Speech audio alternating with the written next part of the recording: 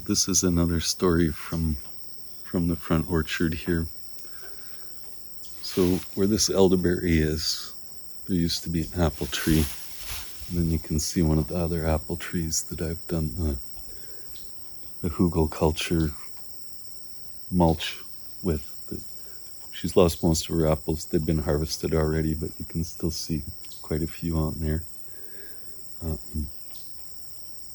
This tree's all been grafted out now too. It's all a mac, and then some of the others that are producing are being more grafted out now too. Okay, so right here there used to also be another apple tree. It's the front of the house is about 20 feet that way, and then the greenhouse is right there. The greenhouse has a huge concrete and rock poured foundation. And the truck came around here, and because of the hill here, he got a little bit jackknifed in here, and he had to run over this apple tree that was probably about 7 years old, something like that at that point. So it was about this big. I had a feeling that it might happen.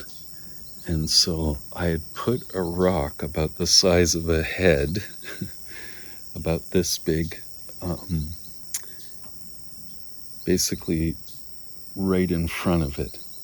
And so when the truck ran it over,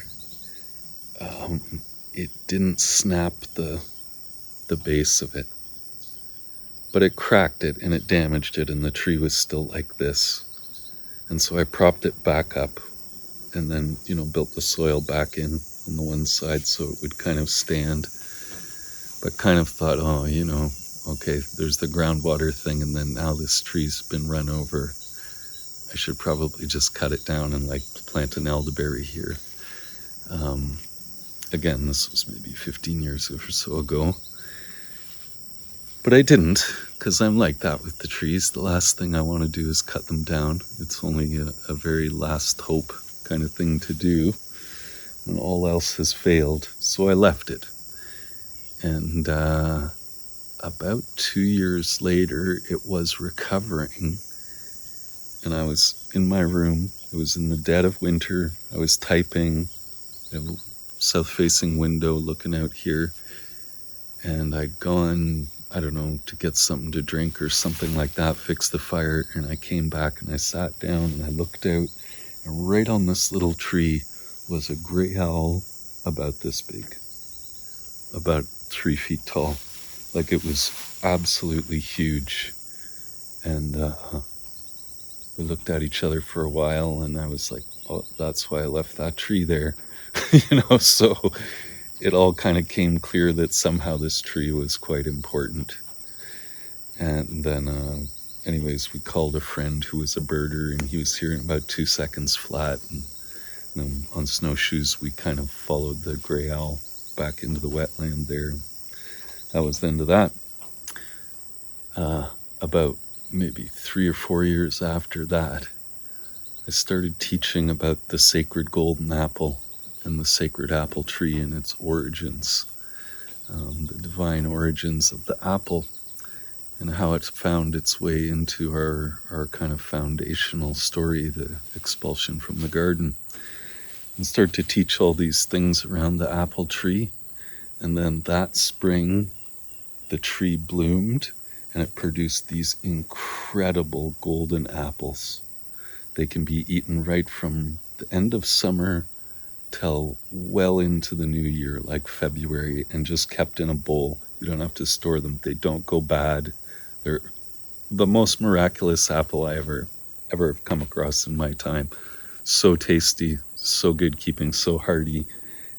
So there was, again, some magical connection here with the fruit tree, and right in front of my window, out of all the others, this one suddenly blooms into these apples. So that was pretty special.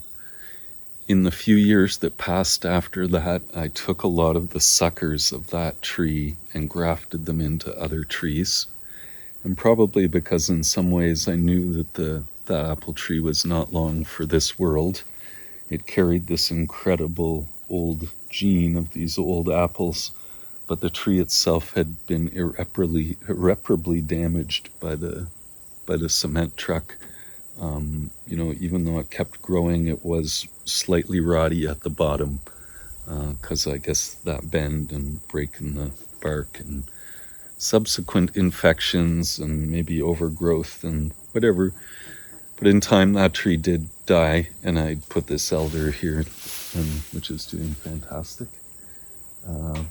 But anyways, that's another miraculous story here from the little front orchard.